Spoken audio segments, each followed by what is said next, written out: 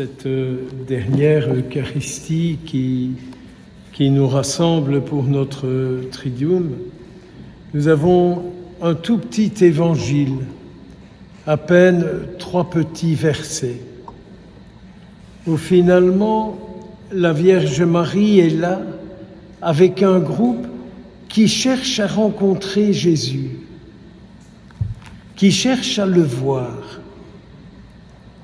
Un peu comme vous, comme moi, tout au long de ces journées, nous sommes restés avec la Vierge Marie, avec ce désir, tous, de voir Jésus, de le rencontrer, de pouvoir lui parler, de pouvoir l'écouter.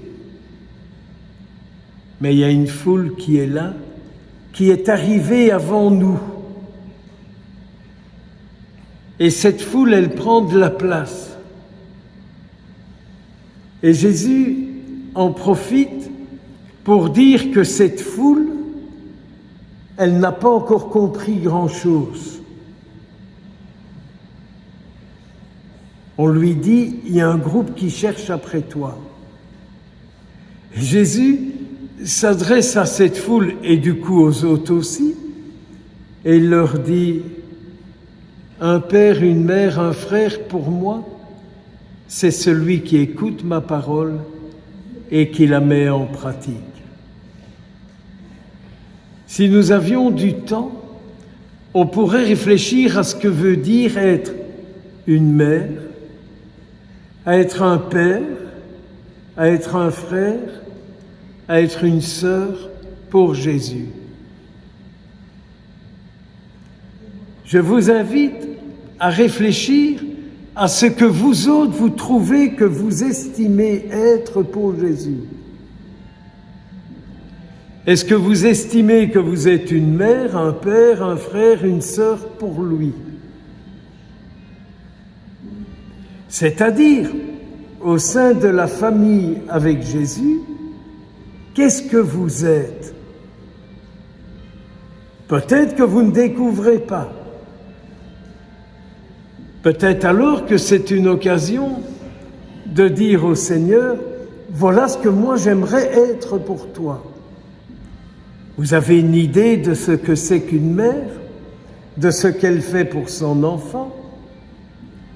Jésus est cet Fils de Dieu que vous et moi nous portons tous en nous. Chaque jour, j'ai eu la grâce de pouvoir vous dire le corps du Christ, Jésus. Et vous avez dit Amen. Vous avez pris Jésus en vous. En vous, comment est-ce que vous vous sentez par rapport à lui? Une mère qui fait tout pour le contenter, qui fait tout pour le rendre heureux, qui fait tout pour qu'il soit bien. Qu'avez-vous envie d'être pour lui? Un père qui apprend certains règlements, on fait comme ceci, pas comme cela. Et donc alors on dit à Jésus, mais à l'intérieur de moi, tu es celui qui montrera la route, qui donnera une route juste, qui montrera une route où on ne s'abîme pas, qui empêchera de prendre des fausses routes, des routes de perdition, des routes de souffrance, des routes de malheur.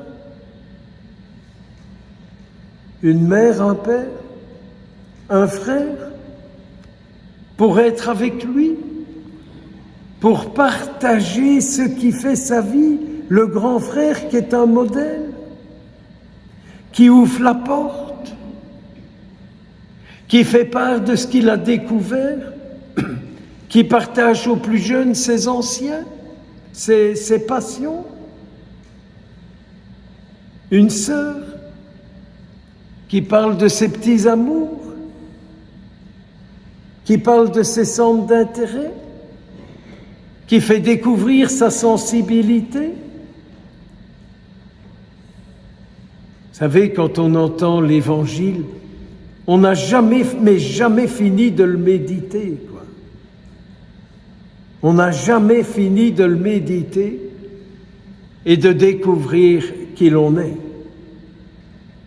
Vous comprenez notre chant d'entrée? Ah, tu as du prix à mes yeux. Ah, tu comptes beaucoup pour moi. Tu es précieux pour moi. Mais oui, mes frères et mes sœurs, nous sommes précieux pour lui, dans la mesure où nous avons un désir pour lui. Ce qu'il dit éveille des désirs. Alors c'est un peu comme si Jésus aujourd'hui nous disait, écoute, tu veux être mon père, tu veux être ma mère, tu veux être mon frère, tu veux être ma sœur, pour que tu sois un père, une mère, un frère, une sœur, pleinement accompli pour moi, c'est pas très compliqué à dire. Écoute chaque jour la parole et tu le deviendras. Écoute chaque jour la parole et tu le deviendras. C'est pas très compliqué. Ça te coûte même pas 5 € par mois. Un petit missel, moi je suis parole et prière, parce que je trouve que c'est ce qu'il y a de plus complet et de plus intéressant. Mais voilà, chaque jour je lis un peu la parole tous les matins et elle me donne ma réflexion pour toute la journée. Elle me porte toute la journée. Et si de la journée je suis porté par la parole du Christ, c'est le Christ qui me porte. C'est le Christ qui me guide. C'est le Christ qui m'inspire. Faisons attention aux prédications qui sont de l'ordre de la morale. Ouh, ça c'est dangereux. Ouh, ça c'est pas bon. Ouh, ça il faut être méfiant. De tel groupe, de tel ceci, de tel cela. Moi, je ne mets pas mon énergie, ni physique, ni intellectuelle, ni spirituelle, dans tout ce qui pourrait être dangereux. Jésus est plus fort que tout. Jésus est plus fort que tout. Et donc, si chaque jour, je vous disais ça hier, si chaque jour vous écoutez la parole et vous la gardez, alors n'ayez jamais peur de dire à Jésus, mais tu dors? Réveille-toi. Tu dors, réveille-toi. Et vous verrez alors, quelle que soit la situation que vous vivez, Jésus vous guidera pour sortir de cette situation. Jésus vous inspirera des paroles. Jésus vous inspirera des gestes. Jésus vous inspirera des attitudes. J'aimerais encore rester longtemps avec vous. C'est tellement agréable et bon, au sens le plus noble du mot bon, de vous avoir devant moi, avec cette soif que vous avez de recevoir le Christ, de l'accueillir et de le laisser vivre. Moi, les assemblées qui me plaisent, je vous le disais hier à l'au revoir de la Sainte Vierge, ce sont les assemblées où on sent une communion d'âme, où on sent une communion de désir, un souhait de présence qui est le Christ. Et je vous jure que ce n'est pas fréquent d'avoir ce type d'assemblée. On a ce type d'assemblée ici parce qu'il y a une mère qui nous rassemble. Il y a une mère qui nous accueille. Il y a une mère qui nous guide.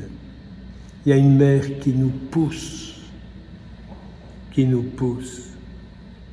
Vous savez, je passe dans beaucoup de groupes, dans beaucoup de paroisses. Et il y a des endroits où j'ai très, très, très dur parce qu'il n'y a pas cette communion d'âme.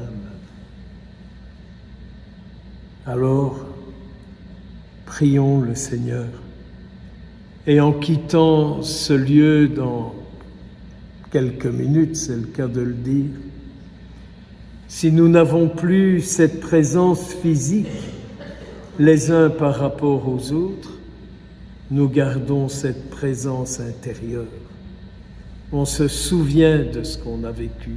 On se rappelle de ce qu'on a vécu. Et si on se rappelle de ce qu'on a vécu ici, on se rappelle de la présence de la Sainte Mère, à qui, durant toutes ces journées, nous avons dit, Vierge Marie, conduis-nous à Jésus. N'ayez pas peur de cette prière et refaites-la bien souvent. Au nom du Père, du Fils et du Saint-Esprit. Amen.